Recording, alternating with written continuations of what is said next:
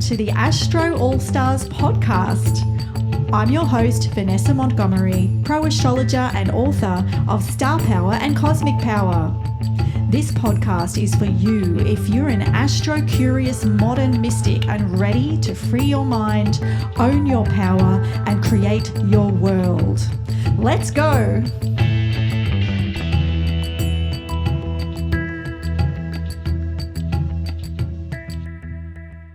Hello and welcome to the debut interview of the Astro All-Starz Podcast. So this has been the Sunshine State of Mind, and I'm transferring everything over to the digital airwaves so you can catch it on Apple iTunes and everywhere where good podcasts are found. So I'm really excited to kick this off with an interview with Tony Howard, of course. And also I'm launching this with the Mystical Pisces full moon. So Tony Howard, modern mystic, founder of Astrology University and Fresh Voices in Astrology. I'm reading this so my eyes are darting. If you haven't discovered him yet, this is a must listen to episode. If you want to learn astrology properly, do check out his 4-year in-depth course. He houses some of the best and most experienced teachers available, as well as twice yearly summits and regular workshops, which are all available online, on demand. Go check out his website, astrologyuniversity.com. So I know one of the biggest questions on the tips of everyone's lips is WTF 2020 and beyond. So the upcoming October Summit Astrology University is presenting is on that very topic. And even better, I'll be on a panel titled Dreaming the Future, which of course is right up my unicorn alley. Since this episode is released in Virgo season, Tony is representing with 6 planets in Virgo, a stellium for the astro literate. So you're going to get the inside scoop to the Mercurius Virgo mind. And if you are a Virgo, this one is for you. So I found Tony when I was having a Jupiter return in Sagittarius in my 7th house of the other, and indeed he is that Jupiter archetype in my life. He gave me my start on Fresh Voices, speaking live on a digital platform, and I haven't looked back since. Of course, I'm very comfortable with writing. I love writing. Had a typewriter when I was little, typing out all my scripts and stories. But speaking live is something else for me, with Saturn in Gemini in the 1st house and a shy Taurus rising, actually. But all that fiery Sag busting to get out. So I had actually wanted to work with Virgo energy, as this is the sign of the working woman or person, and Virgo really does come into their own in a professional capacity. So voila, wish granted. Hi, Tony. So without further ado, let's dive in. Stelliums. So a big bunch of planets in Virgo for you, a stellium of 6 planets, which is quite rare. So I'm hoping to get a bit of an inside scoop to Virgo, the Virgo mind. I will do what I can. I can definitely channel some Virgo energy. Excellent. And of course, Tony is a great astrologer and contributing to astrology and driving it forward with your Astrology University, and as well Fresh Voices, which has a diversity mission that I'm really wanting to talk to you about as well. But let's start off with the Virgo inside lane, mutable, masters of mutability, with 6 planets. So I imagine you're very adaptable. How do you stick to one thing and get it through? I stick to many things, and I work every day really hard, and eventually several of the things get done. So that's like my approach, is just to work.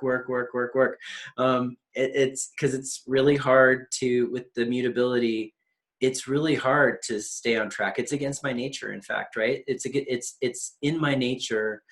My chart's ruled by Mercury, and Mercury's very strong in my chart. Mercury's one of the planets in Virgo. And so I'm very curious about everything. Like, I'm curious about everything. I'm curious about life in general. And I want to learn more. And I just keep adding more and more to my to-do list. And So, my approach is just to keep working through it, because with enough time, eventually the things get done. I don't know. That's my approach. I like being mutable.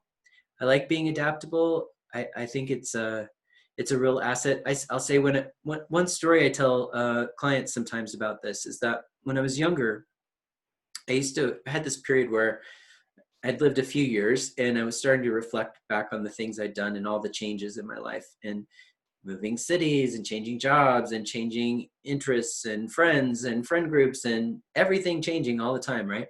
And I was like, wow, I've really got to just pick something and stick to it.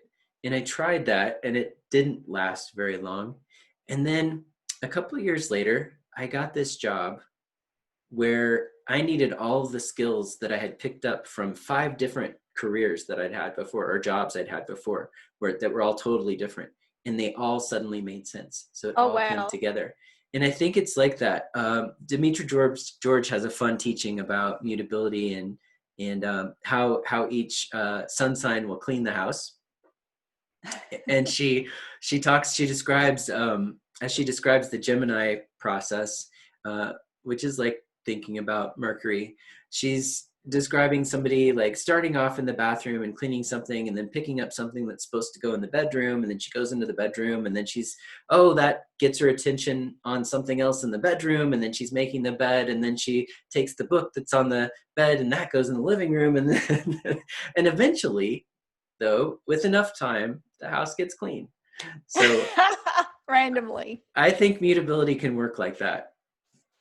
And so how do you like stick to one thing, but then speak to that, desire for following other random threads as well? Like, do you know that about yourself? Like, as a highly mutable Sagittarius, I know that about Sagittarius. So, and the jack of all trades thing. So I've made sure I've chosen something that I stick to, and just knowing that I remember what I meant to go back to, which one of those things obviously has been astrology.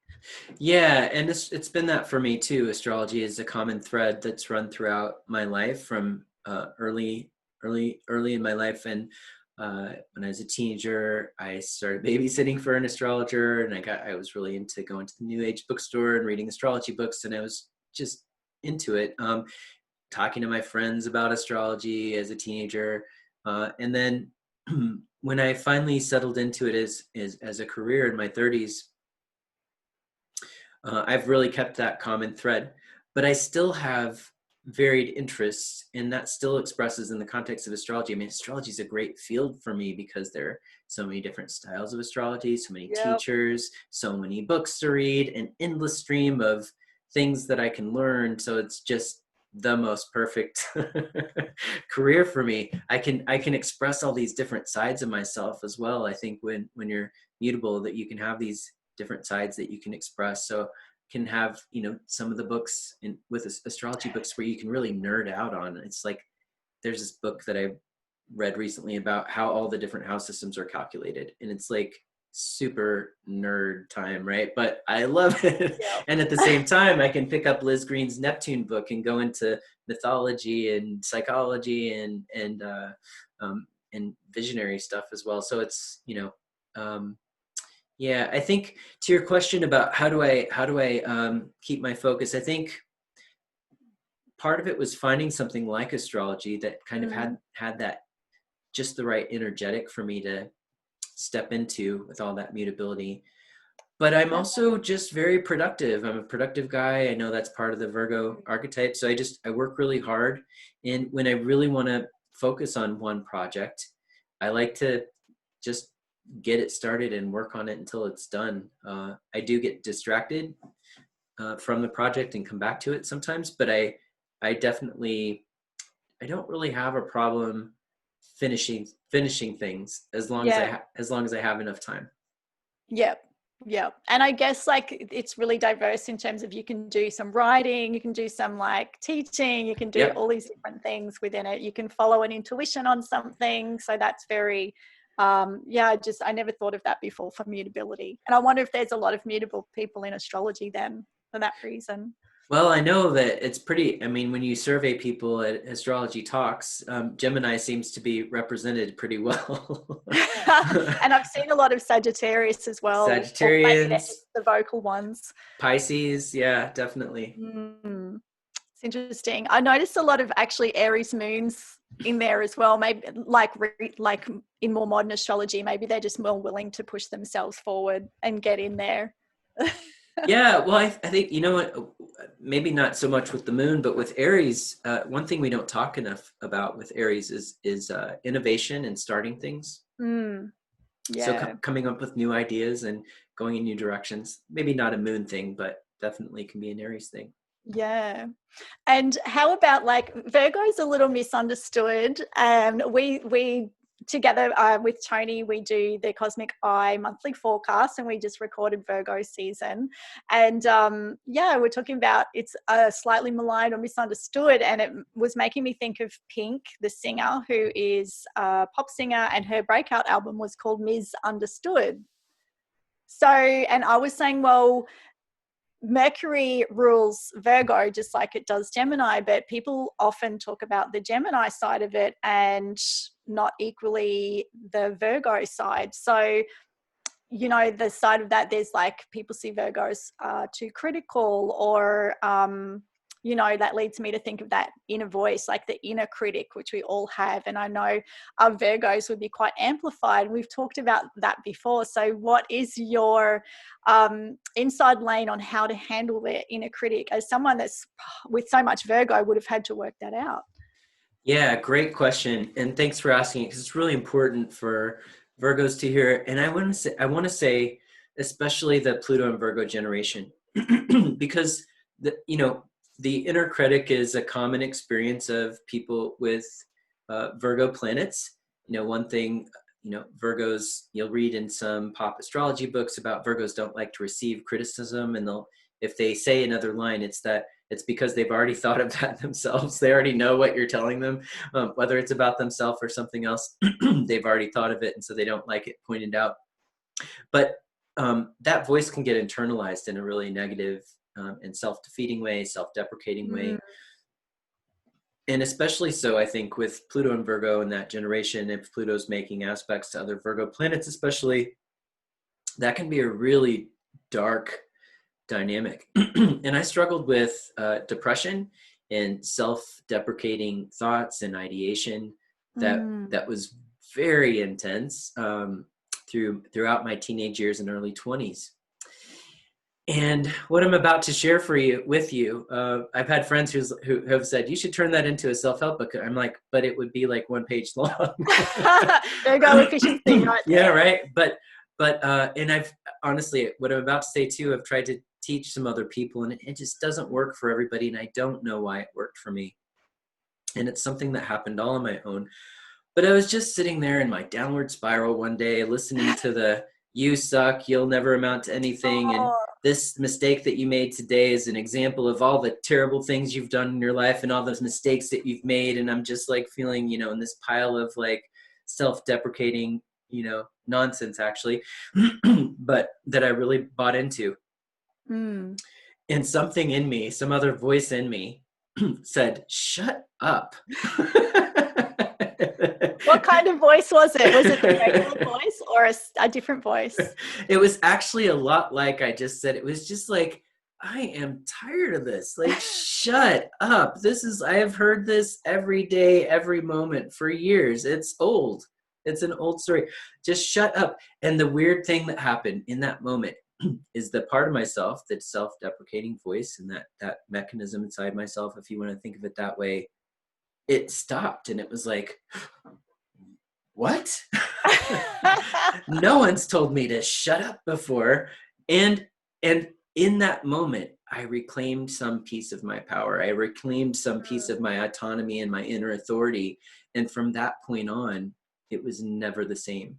Because I recognized in that moment, and I didn't have all these insights all at once, but energetically in that moment, I felt, oh, I can actually interrupt that train of thought myself. Like I can literally stop it by just telling it to stop. And so eventually I learned nicer ways of talking to myself and saying, Yes. shut up. I hope so. But in that moment, that's kind of what I needed, right? Yeah. And it Yeah. all came from inside me. It wasn't something I read in a book. It wasn't an idea that somebody else said. I'd been in therapy. I'd read lots of self-help books at the time. It was, it was the peak of, new age bookstores and all that. And I was reading a lot of new age stuff. I was doing Louise Hay tapes at night and Shakti Gawain's positive. What was her book? Now I forget. Anyway, it was about, using positive language and positive thinking. And yeah. You needed a slap down to. I did. It's like the shock. That's slapping down yourself, like snap out of it. Yeah. So I like this story for people with strong Virgo, and I think one of my favorite poster children for the Pluto and Virgo generation is Brene Brown. Now she's a Scorpio, but she has Pluto and Virgo, and her work. I mean, the gifts of imperfection. I mean, what better book for a Virgo? Yes. I assign that book to all my Virgo stelliums. I've done a lot of readings for people with Virgo stelliums because I have one, and so they just get drawn to me, I guess. Yep. And that's like assigned reading, right? That's like, everyone that's come to me hasn't read that book, and I'm like, yeah, that's definitely Virgo 101 reading. Yes. And what would you say to, like, if because I've known a few Virgos in my time, and something I've noticed about Virgo and Capricorn, like the way I'll say it is they like to be treated mean sometimes, like get that slap down. It's like if they're going, like, especially the Virgos, like you've got to be careful with it, obviously, because like you said, that the criticism isn't taken well, because they already know that, and they've probably overworked it in their mind. But there's a point where they just want you to, like, shove them against the wall and be like, that's enough. Right. To yourself. So it's interesting. I think in both signs there's a desire to get it right. In Virgo especially, it's like, Virgos maybe read the manual more than other signs because they want to know the right way to do the thing. Whereas the Sagittarius might just jump in and say, well, we've got, 4 parts and a couple of screws and a hammer. Let's see if we can put it together. Right? Exactly. Whereas I think, though, there's an important thing to say here, an important distinction. And you definitely have to be careful with that kind of energy and approach, because it can trigger that self-deprecating voice. Yeah, that's right. But it can also be, I'm thinking of how Virgo is an unsettled energy. Yeah. Because it's here to fix things, it's here to repair things, it's here to purify things. And as soon as it fixes one thing, there's something else that needs to be fixed. And so its work is never done. Never just gets to hang out in the hot tub like the Taurus people. Exactly. And the Sagittarius. Never gets to go on the Sagittarian adventures, no Aries skydiving. It's just like work. But the work. Where was I going with this? But with I think I missed a point I was going to make there. But with Capricorn, I think, when Brene Brown talks about the difference between guilt and shame, it makes me think of Virgo and Capricorn, because Capricorn can actually take this energetic to, I think, a dark place when it comes to shame. And I think Capricorn can be really sensitive to, being seen as a failure, whatever that means to them. And that can trigger shame. And all this is tied into what you started with, which is there's a desire to get it right, to do it right, as if there's a right way to do it. And for Virgo, it's more about like the help manual version of that. And for Capricorn, it's more about like achievement. Yeah. Yeah. So that's interesting, because they I think those two signs do share a lot. And, they're the working signs. They want to work. They're workers, both of those. You're looking very earthy right now, actually. So Virgo, and with the mountains behind, actually, it's quite Capricorny as well. Very earthy and solid, and they both want to work. And there is that thing of yeah, getting it right, like there's a right way. That's a really good way to put it, because there is no right way. Your way is the right way. So that's probably a great takeaway for Capricorn and Virgo people, actually, and those parts of ourselves that have that. Your way is the right way. And the more, I guess, you try to externalize and find that, I guess for Virgo, that external, try to meet some sort of external perfection, the more you're going from away from your center. And Right. what you say about the inner critic, like so many women do struggle with that as well. So that's why I really wanted to find your way, because it was so, or talk about your way because it was so successful for you. And again, there's different ways, but it's certainly something that needs to be addressed at some point on the journey. And for my own, I worked that out as well while I was in high school. I didn't even know I did it. And then I realized, because I had a really long bus trip every day to school and back to be in my own head. And yeah, like once I got onto it, I was good for life. And it takes something quite big for me to start sort of working through things in my mind like that. Usually I'm quite positive, but not originally, not, yeah. So it's an interesting one. So our next like thing that I wanted to talk to you about is, of course, your business. Like, you're an earth sign. Let's talk the biz. Being the change, being the light in a practical way. You're running, you've set up Astrology University, and that's growing really well, and also Fresh Voices. So yeah, like, you have a diversity mission as well, which I think is really interesting. And again, it sounds mutable to me. Like, you literally in the doing, you're being the change, and the things that you want to bring in, you're making it. So to me, that's quite, yeah, earth sign Virgo. So tell us about your diversity mission for Fresh Voices.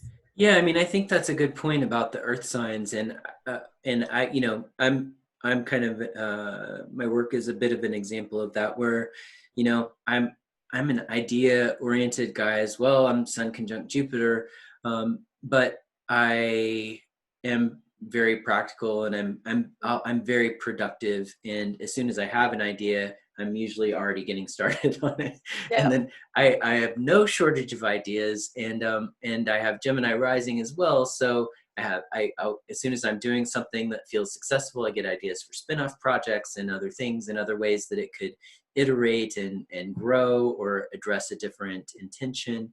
And with Astrology University, I started out as it was basically, it grew out of relationships that I had developed with several astrologers, where I was able to bring them together under one roof, because I had this very Gemini rising idea that it would be really cool if all these ideas could cross-pollinate and percolate. And what would that create? What kind of cool stuff would that create if this idea that was being kind of kept in this camp over here was now brought in to this other camp? And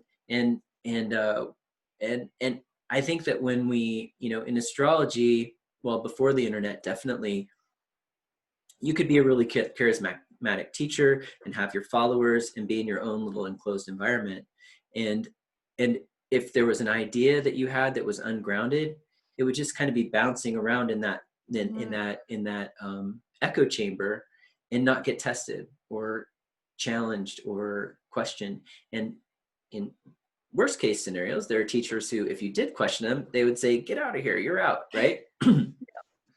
And so there are those stories. Well, now with the internet, it's like, even if you're trying to create that closed environment, excuse me one moment.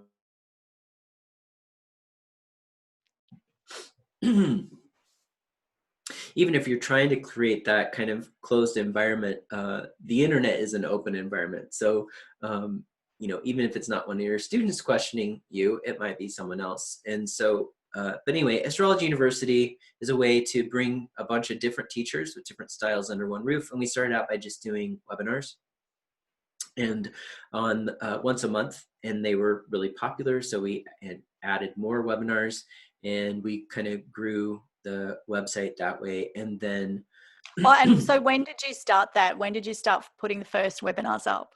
That was around 2011.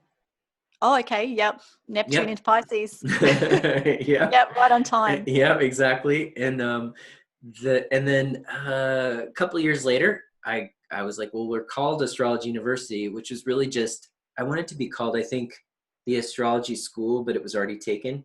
Yep. And the domain I found that was available, the domain name I found that was available was Astrology University. And I was like, well, that's kind of fun. And at the time I thought, well, it's kind of tongue in cheek because an astrology university can't be accredited in the United States. So already it's a bit tongue in cheek, like, and you know, again, Gemini rising, I like the playful quality of that. But then after a couple of years, I was like, wow, maybe I should take the name a little more seriously. Yeah. And I was Go like, into those big boots. right. And I was like, it'd be really cool if we could have a 4-year program that was really like a university, because there's not a lot of that out there. And I got really inspired. You know, like I said earlier, as soon as I have the idea, I start working on it. So I created an outline and a spreadsheet, and I started, well, if I had it, what classes would I teach and who would teach them and what the curriculum looked like. And a day later, I had a full curriculum. And I started reaching out to people, asking if they would want to be involved. And 2 years later, we launched our first year of our 4-year program. And I thought maybe like 10 people were going to show up. I really didn't have any kind of businessy projections. You started out asking about business, and I know how to do those kinds of market projections, but I didn't do them in this case. It was just an inspiration. It was something I wanted to do. And I wanted to do it no matter how many people showed up, because it was just a creative project that I was really invested in. And a lot more than 10 people showed up in that first year. And then magical things happened that whole year that I didn't anticipate and had no idea about. And it's just been an amazing, enriching, wonderful experience. The students who showed up were incredible. It was everything just went really smoothly, brilliantly, perfectly. And I've gotten just as much from the students as they say they've gotten from the program. And just about everybody who was in year 1 signed up for year 2. So that must mean something's going well. So you've just started the second year intake, haven't you? Like now. Yeah. And here's a funny thing about me, and I'm an implementer, right? So I get an idea and I just start doing it. I'm not really a planner, even though I did plan out the 4-year program, because that's a big endeavor and I knew it took some planning. But in general, I just get an idea and I start working on it. And so there were things I didn't think about with the 4-year program. For instance, I thought, I literally did not think, I'm going to need to start year 1 again next year. And so I was talking to the person who's been mentoring me on creating this program, which is Karen Hammaker-Sontag, who I want to acknowledge, who is an amazing astrologer in the Netherlands. And she's been running an astrology school there since the 70s. Wow. So she has just a little bit of experience. Yes. And she was really generous and offered to chat with me about, as soon as she heard I was doing this, she was like, I'd love to tell you about what's worked for me and what hasn't, and take a look at your curriculum and give you some feedback. And so she did all that, and it was so helpful. And she said, so what are you going to do when you start up your next cohort of year 1 students? And I was like, do I have to do that? Yeah, I guess by year 4, you're going to have 4 nights a week or days, whatever time you're doing this, that you're running it. Yeah, it's amazing. I don't know how that's going to work, but I'm working it out as I go. And basically I have a lot of support. There are a lot of people involved. I've got a lot of resources in that way, a lot of creativity between all these people working on the project. And it's not just me. And between all of us, we come up with really creative solutions. I did one-on-one feedback with all the students from year 1 who were open to it. And I got lots of great feedback from students. One of the questions I asked is, what's something that you would do to make the experience better for next year's crop of students? And so this is another, going back to our conversation about Virgo, I think this is a Virgo skill and highlight, which is, with the mutability, there's a willingness to change and adapt and to grow and to improve. There's a nothing remains fixed, does it? It'll never remain, nothing stagnant. Yeah, it's always hopefully iterating into something better. And so this year's year 1 students are getting exposed to the same quality of teaching that last year's got, plus all the improvements that the students suggested. Excellent. Yes, Virgo at his best. Right. So I'm so excited. It's already a really different energetic of students with the year one crop. It's also a bigger group, and it's really exciting. I can tell they're gonna make me work for it, I guess is one way to say it. I'm really being called to show up in a big way, and I just love it. I welcome it. It's just such a fulfilling and rich experience. And I look forward to it every day. Karen and I were talking about working too much once, and I realized that she was not a good mentor for me on this front, because she said I don't really take breaks. I just work all the days of the week, and her next point was important. She said, my work doesn't feel like work to me. Exactly. I love what I do, and I feel the same way. I don't really I get more tired on my day off than I do when I'm working. Day off trying to have fun. Well, it's like, well, what would you do with time off? This is what I think sometimes. I would just do some astrology. I know, right? I know. My partner Michael is like, it's your day off. Why don't you read a fiction book? I'm like, no way. Can it be a fiction book written by this author whose chart I'm studying? Exciting. Right. Well, I must say, that's really good advice, and as an example as well, that you basically followed your bliss with this and your interest. And I see a lot of younger people that are like, but I want results now. I want this to be this. What's the thing that I should do? And maybe that's the kids with those outer planet in Capricorns. Like, what? I need to know what I'm going to do. Like, I need to know the end game. And I'm always like, well, sometimes you don't know until you get on the journey. Plus, you need to fail a few times. Like, right. What successful person never failed? Like, right. And they always look back with gratitude because they learned something. And like for me, I didn't have an end game necessarily. Like, I have an overarching sort of life mission. It's just choosing a vehicle that will accommodate that. And the road opens up, like when you follow your bliss, like follow the thing that you really want to do, regardless of the outcome. It was the journey that you enjoyed, and you're more likely, like if you wait till you see it, it's actually too late. So say for people listening, for Tony, if Tony saw, astrology is popular now, he'd be starting now. Like you're here ready to capture it because you started before it was even on the horizon, because you just followed your interest. And that's something I see a lot. It's a really good point to keep in mind for everyone. Trust in the journey. Trust in the journey. Yeah, it's a big, it's a big, I have to tell myself that. Yeah. I didn't get here without self-doubt, right? Yeah. When I went through my Uranus oppositions, I was like, astrology, should I really be doing astrology with my career? Is this really my mission in life? You go through in your midlife crisis, no matter what you're doing, you're going to have those questions. Even if you love what you're doing, it's like part of the process. Like, you're meant to question it, because you're meant to it's like a point in your life where it's important to become more authentically you. And so you get to that process by questioning. So, and the answer to the question was yes, right? Because trust in the journey. So I was like, check in, trust my intuition. What's my heart telling me? What's the next step? And I basically just got enmeshed even more and even deeper. So this is the way. This is the way.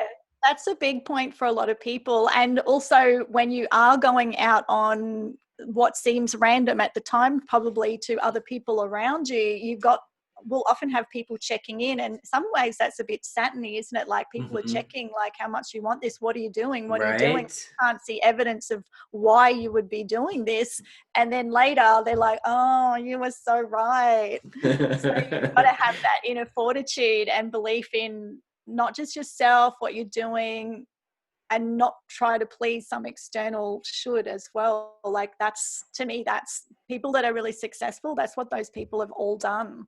And those are such great points, Vanessa. And you're talking a lot about Saturn here with the shoulds, but also you mentioned this function of Saturn that people have to wrestle with. Sometimes it's during a Saturn transit, sometimes it's natal in your natal chart, but it's that question, how bad do you want it? Sometimes Saturn asks you that, it feels like, anyway.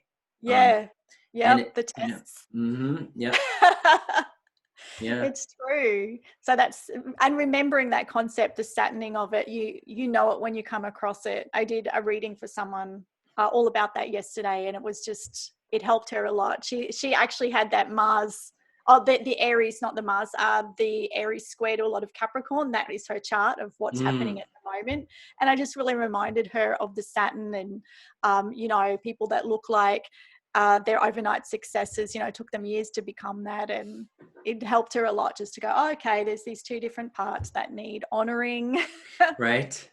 So speaking of Earth and Saturn, and like Virgo's an Earth sign, so let's talk about the biz. I really wanted to talk to you about your business model, because I love it. Like, I know Tony because I saw Fresh Voices. I didn't see you. I just saw the Fresh Voice and I thought, oh, that's so interesting. I love what whoever this is doing. And I sent you an email to whoever that went to. I didn't know, which was you. And yeah, I just had a great vibe. I guess I sensed the mission in the work, in the proof, you know, in the pudding, as they say. And then I became involved, and I've worked with you quite a lot now. And you're my gold standard for business, because like I love like equal sharing, profit sharing, all that sort of thing. And a lot of people don't talk about the business behind these and business models. So I wanted to hear a bit from you about that, because it just feels really fair. It really supports everyone to contribute their best. It unifies us rather than separates us, because no one's competing as well. Yeah, I love it. So why did you choose to do that? Or is that just like a no-brainer? It's something that was just, I guess it's a no-brainer the way you say it. It's just something that it's just the way I conceived of doing business from the beginning. Before I had this astrology business, I owned yoga studios. And in the yoga studio business, sometimes you would invite in a popular guest teacher, and they would come in to do a workshop. And it was pretty common to do a 70-30 split with them, which is like 70% for them, sometimes 60-40, you know, some studios would do 50-50. But I always erred towards the bigger split for the visiting person, because I wanted to monetarily honor and respect what they were actually contributing.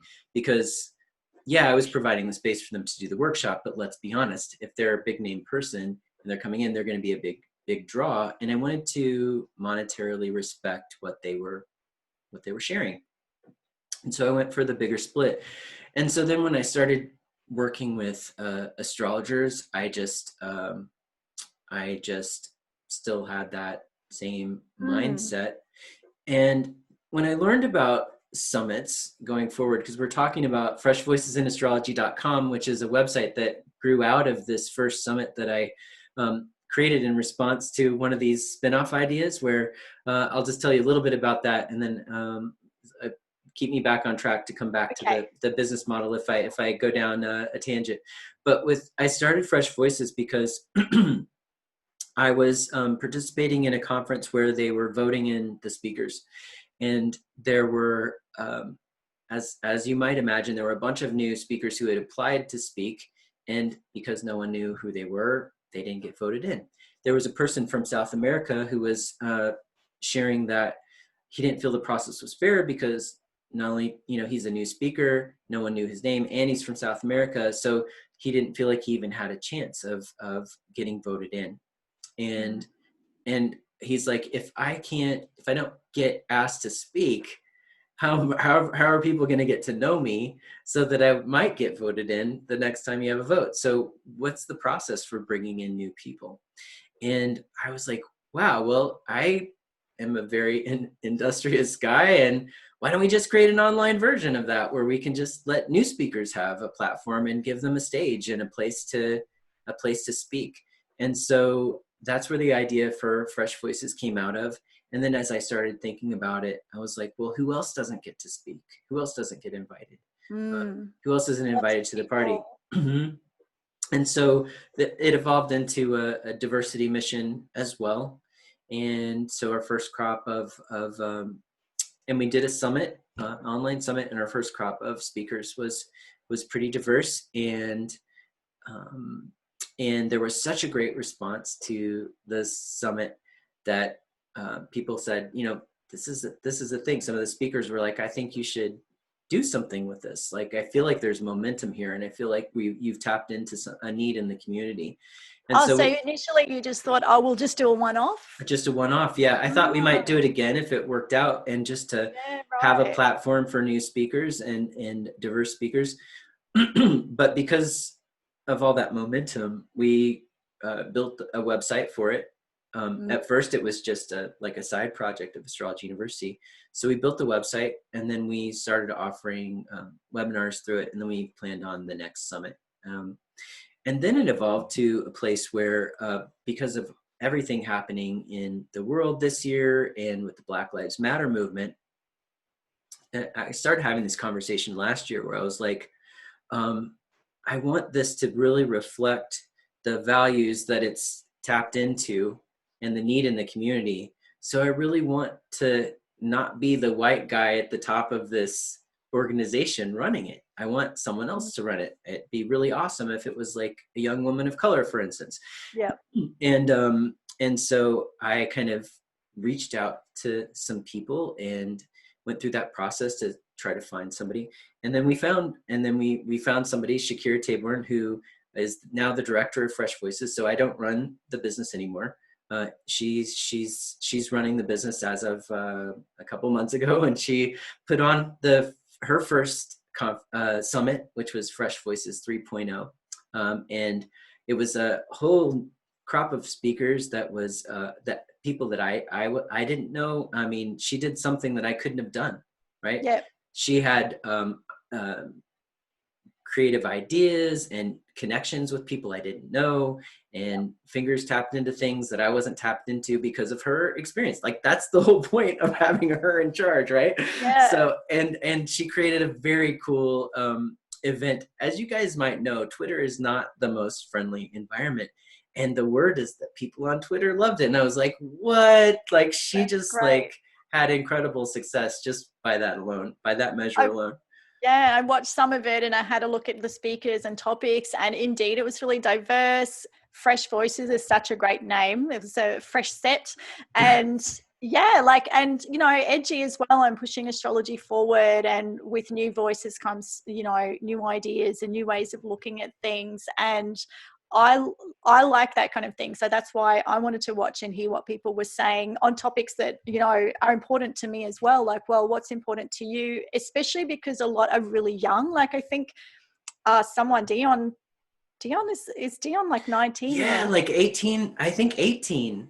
So Pluto in Sag generation voice is starting to come up, and that's really exciting. But let's qualify it. I don't know Dion very well, and I just heard this from Michael, but Dion is also going to MIT. So Dion is no slouch. Like, Dion is like a Brady person. So, but that was one of the highlights from day one. And I wouldn't have thought that, right? Because of my own biases, I guess age is bias, right? Well, Dion was someone that I picked out to watch because of what they were talking about. So, but then I didn't realize they were so young. I was like, oh, wow, okay, that's interesting. And yeah, everyone's really bright, it's very academic, and they're fresh at it, but they're bright, so they're catching up, and they're bringing, which is like what's the most interesting thing about astrology. Everyone brings their background into it and what they're interested in and blends it in. So, yeah. But circling back to your comment about the business thing, one thing that I'll share with you is that the summit thing. So this is a thing that was kind of created in the mid, what do we call them? The 2010s. What's the word for that? Like because there's the teens, the 20 teens. 20 teens. Yeah. The summit phenomena came to be, and it was basically a business model whereby you would invite influential speakers. In other words, speakers who had already had an audience online. You would invite them in to either do an interview or a talk, and you wouldn't pay them. And you would basically capitalize on that experience and build your own mailing list and your own own authority. And so as I learned about that model, I was like, well, I don't want to do that. I'm not interested in that. That's exploitive. So I didn't do summits.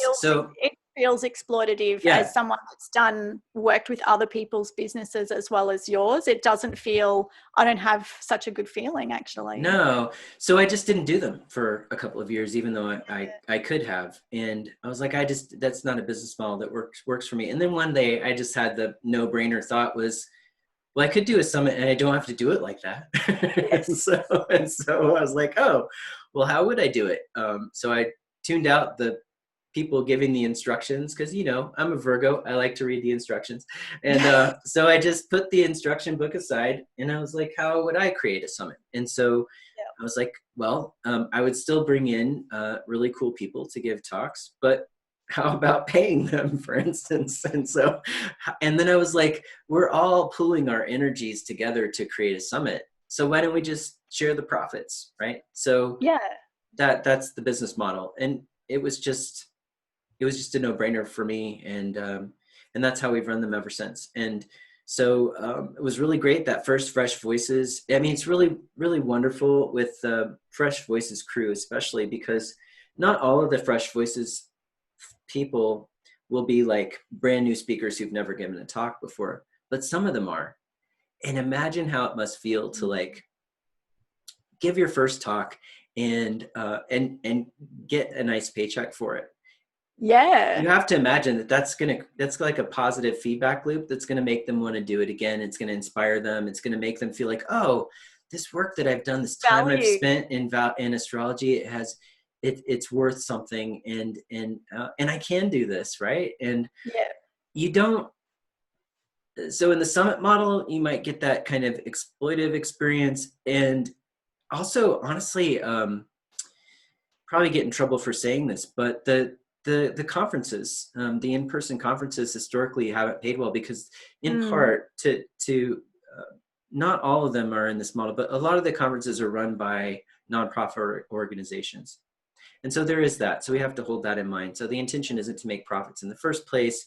And so they're working on they're trying to keep all the budgets as low as possible so that the attendees don't have to pay much, so that it's easier for them to come. But it means the speakers don't get paid well either. But even at some for-profit conferences, there was one conference I got invited to speak at, and and they were sharing the terms of the agreement, and first-year speakers didn't get paid at all. And I was like, wait, this is a for-profit conference, and I'm bringing my expertise, and I'm drawing an audience, and I don't get paid. Yeah. Like, what's that about? Oh, well, you're getting the benefit of getting to, share your work with other people here at this conference. That's what we're giving you. Oh, and you can attend the conference for free yourself. That's not an energetic of respect. No, it's not equal. Mm-mm. It's interesting. Like, I've had the gold standard first up. I didn't even know that people didn't get paid at all because I just wasn't in that world. And the way I see it is, if I get involved in someone's thing, like, why should I have to bring in all the money? Because I can bring 100% of it to my own website. Like, right. I don't need to funnel it into someone else's if I don't want to. So my feeling is I'll probably start either turning them down or just not promoting, like, it, because it's not equal. So I'm really I've always been all for collective shared profits anyway. And I feel like there's just more potential. I like working towards something without a cap on it. I like working all together. That I've got, Aquarius, midheaven and North Node. And I think that's what that is. And Sagittarius just wants no limit. So, and the more unified we can do more together, people can promote together as well. That feeling of respect is great and being valued. Like, I know, Tony, you were, for Fresh Voices, you were offering basically sort of a mentorship thing too. Like, you're like, if you need a mic, let me know and we'll work that out, and just setting people up to like get them going. And again, that's contributing to astrology because you're setting people up and then they can go on, you know, the little chicklets can grow their feather wings, and yeah, it's Yes. really encouraging. And, you know, it's a good way for people that are older and have been in this game a lot longer to start like supporting fledglings coming through. And of course, yeah, my first summit experience was you, and it did have that effect. So I know the different feeling when I go into someone else's, and even though they might be doing a great thing and put on a great show, it really doesn't feel that great, Right. you know, because, you know, money talks, you know, that value talks. It's Venus. How are you valued? Sometimes that's in the equal pay thing. So And it's it's something I really energy. appreciate about you. It's energy. Yeah. It's Yeah. interesting, isn't it? So it's going against the traditional capitalist model as well. So Well, it's a the good way funny to thing connect. about money, which you know, and energy, is I've always had a generosity mindset, and I had yoga. I was in the yoga business for a while, so I was a yoga teacher, and then I owned 3 different yoga studios. And the first yoga studio that I had was a really beautiful studio and space that I had. It was a partnership I opened up with a friend of mine, and and a woman who had a yoga studio. I don't know, maybe 10 minutes away. Felt really threatened by our studio, even though what we were offering was really different. And um, and she just was really threatened and was kind of expressing that basically. And so we Mm. had a talk, and I mean, my perception was, we're doing, number one, we're not offering the same kind of yoga you are, so we have different students. But number two, there's plenty of people who need to do yoga, and you know, at the time, you know, yoga was on its rise and in popularity, and basically what I'm trying to say is there's plenty for everyone. Yeah. And if you have that generosity mindset, I believe it tends to, it just works out, because that's been my experience. I haven't ever had that feeling of lack or, I don't want to say I've never been worried because I'm a Virgo. Yeah. Virgos are natural warriors. Yes, but I do know how to turn it around, right? I've Yes. developed the skill to recognize when I'm worried and Yes. when I'm in that fear-based mindset, and I turn it around, right? I Yeah. come back to the generosity mindset and the openness, and I know that it's going to work out, because it always does. And so, you know, I could imagine somebody looking at the finances for a summit, like a business person. I could just Mm. imagine some old school business person looking at what I've done with the The summit and cost. saying, what are you doing? What are you doing? Giving all your profits away to the speakers. I'm like, well, if we didn't have the speakers, we wouldn't have the summit. So to me, it's a no-brainer. And it works out for everybody. Yeah. It works for And there's everybody. good feelings, and Yeah. people will funnel back to you. Mhm. Yeah. And you have Jupiter conjunct your sun anyway. So you Yeah. would say these things, as do I I. know, So I know, I I would know. agree with those things. Yeah, But yeah. yeah, Yeah, it's and I know that and we're all limited, if you want to say it that way. Or another way of saying is we're all expressions of our charts, and mm, I do have this kind of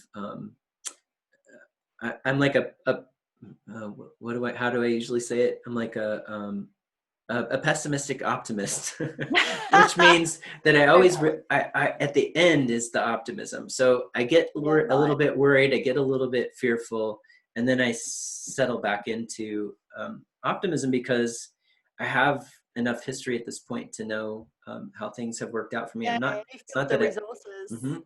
Yeah, Mm, and so I really do believe in that generosity mindset. So if you're just starting out and you're creating your practice or your business, it can help to mm, network with some people and to get yourself out there. But if you're doing something really new and creative and innovative, like Vanessa says, just put your energy into that, and and grow what's coming out of your heart and what's an expression of you. And you know, what would it be like if that just worked out? exactly. And it's again, it's the journey. So if it does or doesn't, you've really enjoyed it. It's great. You've built up transferable knowledge and skills. You just never know. And you're more like, I think it's more likely to be a success personally once your time is right. Like, you know, we're astrologers and we can see that clock and the cycles when everything's in position and you're prepared. That's, you know, that's luck. Preparation meets opportunity. Bang, you know, I had Uranus come along to trine my Mercury, book deal landed on my lap. I was ready to make the most of it because I'd already been following my bliss. Even, you know, people are saying, what are you doing? And I'm just like, I can't explain why, but this is what I know I need to do. So yeah, ready to rock. So always follow your bliss. Yes. So Tony, so thank you for sharing that. That was a big one. I really wanted people to even just understand there's different ways of doing things and look at different business models and feel your feeling on it. Does it feel fair? Because the other side of knowing that you haven't been fair to other people is like there is self-sabotage. It doesn't feel right. Like it doesn't work. It needs to feel balanced, whichever end you're on. So also don't accept things that aren't right. And and don't you think this is a great time to be creating new business models too? So there's the thing that I just came up with. You might come up with some other cool business model. Don't feel like you have to do it the way other people are doing it. Yeah. And I guess all the kids with those outer planets in Capricorn, you know, Neptune in Capricorn, you know, they're coming through and really changing the game and the lay of the land. And, you know, capitalism, they're saying, is breaking down. So yeah, make the most of the mush and create something awesome for everyone. That's maybe more collective, you know, a nice balance between it can be your own business like Tony's doing, but you can also have a collective vibe. These things can work. Doesn't have to be all one or like totally communist or totally capitalist. Right. Yeah, totally. Yeah. Create something totally new. Just create something that's coming out of your own heart. Yes. Yeah. So the other thing I really wanted to bring up before we go, they're the main ones, is also you're really great at a positive spin and positive languaging. Like so many people like negate. They focus on what they don't want and it's really habitual. A lot of people don't realize it's a pet enjoyment of mine to pick people up on it because I do it to myself. But I think you're even more ahead than me. I'm quite good at it, but you have mastered this, I find. You're very good at it. Can you talk about that a little bit? Like speaking in a really open-ended, what you want kind of way. Yes, and I believe it or not, I mean, this is spoken like a true Virgo, but I have a friend who's mastered it at even a crazy level. Like she's the master of reframing. But part of it for me, Vanessa, is that I have Venus conjunct Mercury, Uranus, and Pluto, and I just love playing with words. And with Mercury and Virgo, I have this experience of searching for the right word. Yes, you might say it like words that. Words are really important to Virgo, aren't they? Like really, very important, very nuanced. And knowing that there's a specific word that conveys the exact energy that I'm looking for, and then often not being able to find it, but knowing it's in there. But then part of that process too is that going back to our earlier conversation about mutability and change and improving, is that I'm constantly editing and changing and improving my my concepts and my talks and my languaging of things. And sometimes I'm doing that in the moment.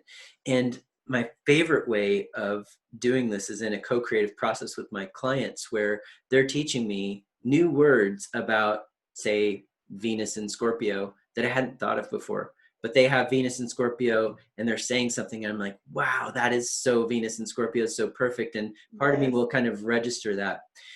But behind the positive spin part is an intention for me with astrology, that astrology be personally empowering. It's disempowering to tell somebody, well, you have Saturn in the 5th house, so I'm sorry, but you're not going to have kids in this life. Or you're you know, using all these advanced techniques that I've used, I've determined that, you know, you're only going to have this experience and not that experience. And so you may as well just give up on that thing that you really want. Or, you know, or even just the old school deterministic astrological descriptive language. Like, you're a Taurus, so you're stubborn. Like, well, I might express stubbornly sometimes, but Or to me, they're my stubbornness. Right. So I think I just love playing with language, and I love thinking about how language is received and how it impacts our psyche when we hear it. And so I'm constantly seeking out words and concepts and ways of phrasing things that that make me feel like I have a sense of choice and make me feel personally empowered, and also make others feel personally empowered. And then the next step beyond that is we can use words to create an experience, to create an energetic, to create a feeling state. And we can use those words to elevate that feeling state. Like if I'm in meditation to myself and I say, I am worthy, and I can really step into that feeling state, that can be a really healing experience. And if we keep using the same words as well, sometimes the words stop having a charge. Transformation is a word right now that has kind of lost a bit of its charge because it's been used so much. I wouldn't stop using transformation, but sometimes it's like you have to redefine it for people when you're using it so that you make it come back to life. Fresh. That's a Uranus speaking in there. Yeah. Like put the. So it has that impact, that little. Yeah, that's a good point. And you're right. Like because words have meaning, so that creates that chemical response, a chemical feeling. So yeah, if they're open-ended, I'm also thinking about priming. In NLP, that's the idea of like you're priming people with the way you're speaking. So I find when people have really closed statements, even just to themselves, that's how they think.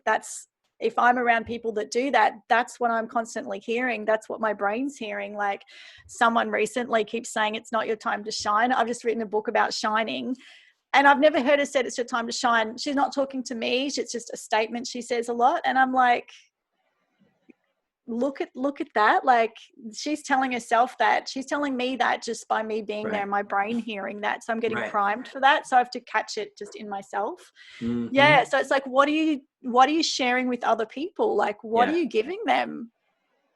Yeah. And as an astrologer, people will project a lot of knowledge and expertise onto you, especially people who don't know anything about astrology. Yeah. A lot of,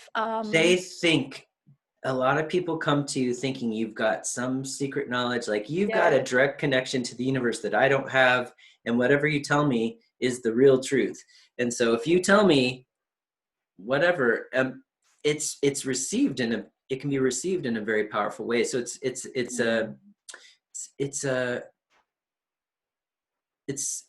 a profession that we should really practice responsibly, and we should really take the weight of that responsibility. And like you said, I think setting the stage for somebody to step into or embody that energy is, I forget the word you just used, but it was wonderful. But when you're creating that state for them to step into, priming them, where maybe if you use the right word for the energetic you're trying to describe, or the problem that they've brought to you that they're trying to engage with, that word might trigger a creative process in them where they can think about, all of a sudden they can think about that problem in a different way. They can see it in a different light, or they can think, oh, I could apply that energetic to it. And it just opens up things for people. I love that experience. And I guess it's like you can use your power for good if someone is giving you that authority. You can really use that in service of them, and also give it back with, give the authority back to them. But it's true, people do invest a lot more in the astrologer. Yeah. It's hard not to, I guess. Yeah. Yeah. So it can be used for good. Definitely. So on that, I'll bring it home because I'm aiming for under an hour, and we're with Virgo here, so we have to keep on time and be efficient. I don't know. I think Capricorn might be more of a stickler for time, ruled by Saturn. Yeah, I've known some Capricorn people who've said to me, I'm a person who usually starts class late because there's always a group of people that are late. And I love waiting for them to show up so that everybody can start on time, as long as it's like 2 or 3 minutes, right? I'm not going to wait 20 minutes to start class. But I always start a couple of minutes late, because then there's not that disruption of the people coming in late and that extra bit where the starting point isn't as clear as it could be. And some of the Capricorn people will call me out on that. They're like, how come we aren't starting on time? That's true. Oh, I am going to go over then at that like little bit of information. I have one more thing that I did want to ask you actually about Virgo stuff with that.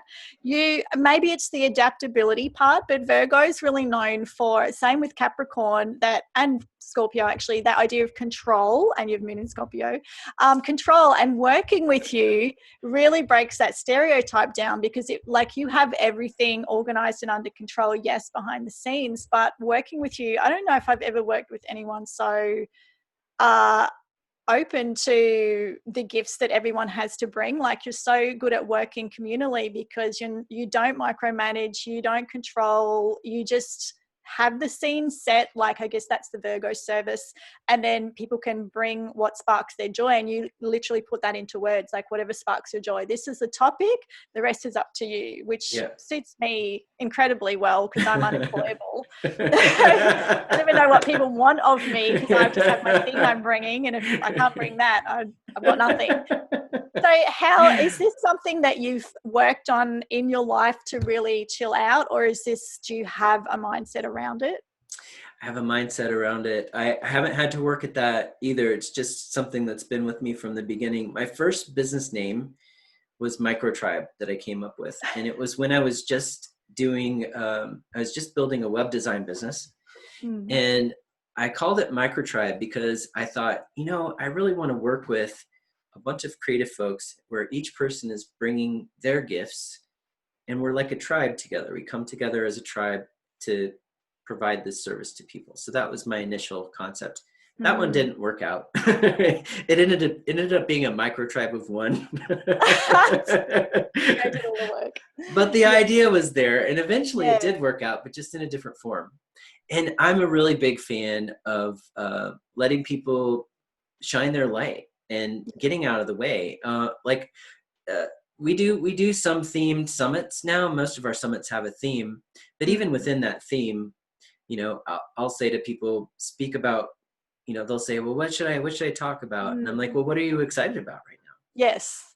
Because if you share that's going to be exciting to everyone else too, right? That's right. So that's been my experience. You're like, we're doing a summit on relationships. That's all we're given. It's on relationships. The rest is up. Yeah. And I'll immediately think of something. Yeah. And you're like, yeah, cool. And you know what's really magic is I'll always have one speaker who will say, I really want to see what everyone's presenting on, because I don't want to double up. And I'll usually have the conversation, don't worry about it, just submit your topic, because no one ever doubles up.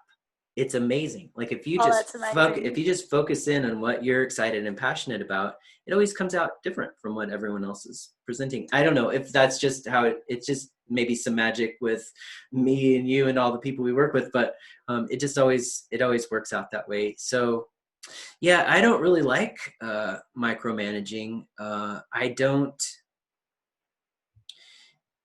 going to say that, Vanessa, that in my chart, because you brought it up, the outer planets, I'm an outer planet person with all of the outer planets. So I have my chart ruler is conjunct Pluto and Uranus, and then my moon is conjunct Neptune.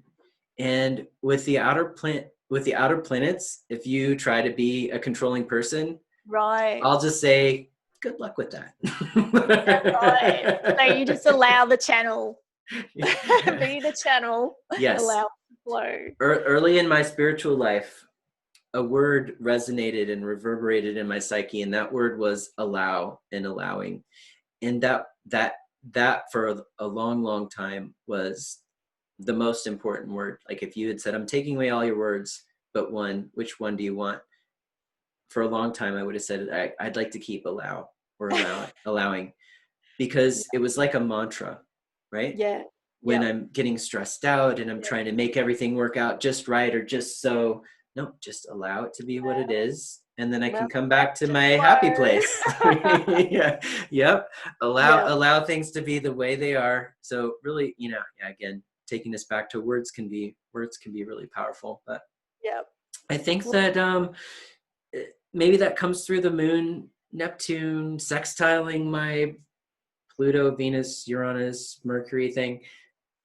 They're all in a strong aspect with each other. So Neptune's in your 6th house of work too, so I guess that helps to have the flow. And before we go, one more thing. So with the Neptune conjunct your moon, you must work a lot intuitively as well, like have a great gut instinct with who to work with and allowing there's the word allowing that to flow, because you do seem to. How do you find you use that? That was something I had to I guess I don't want to, the only thing I can think of right now is a muscle, but it was something I had to learn how to work with. I've definitely always had that attunement from a younger age. And when I was young, worked with my friends, it kind of came out it's in Scorpio, so Moon, Neptune, and Scorpio. And I would always kind of know what was going on with my friends in terms of their shadow work or their darker processes.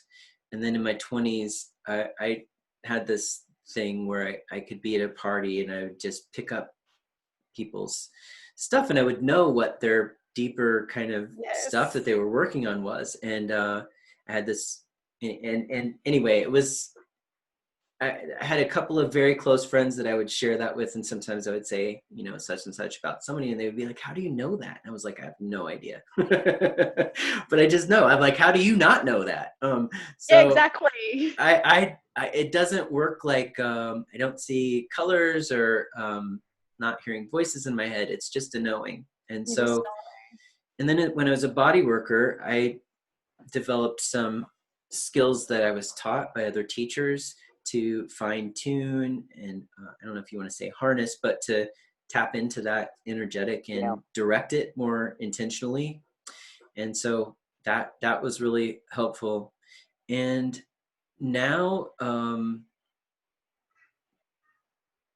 maybe it does come in the form of, now it's part of me following my own, I do follow my intuition. It's part of that statement I made earlier. Trust your intuition more than you trust the astrology. I don't know if I said that in this talk or maybe I said it in another podcast. You did. It's very modern mystic. Yeah. You did say that. And it works for you.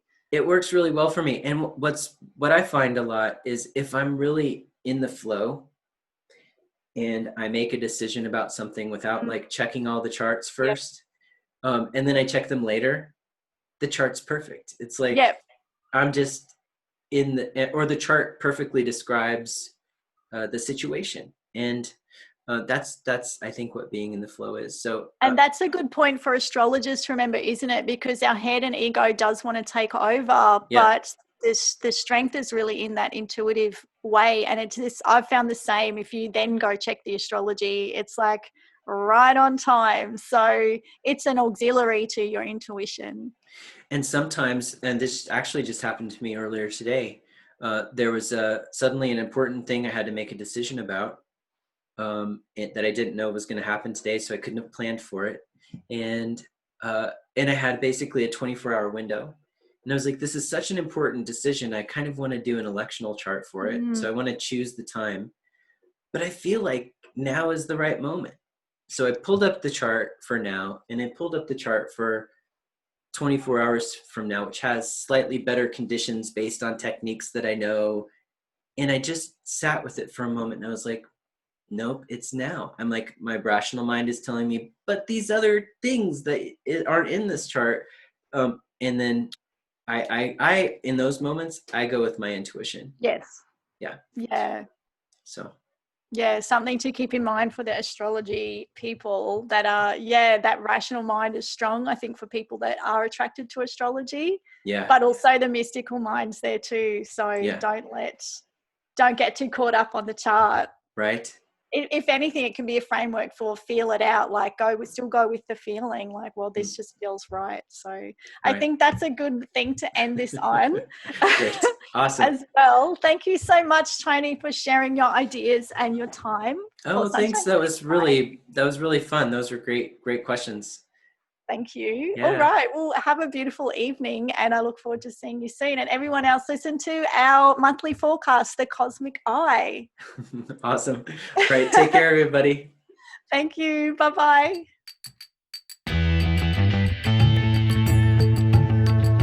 Thank you for joining me today. This has been Vanessa Montgomery. For more astro and modern mysticism, find me at astroallstars.com. Remember, that's stars with a Z. Take care and stay cosmic.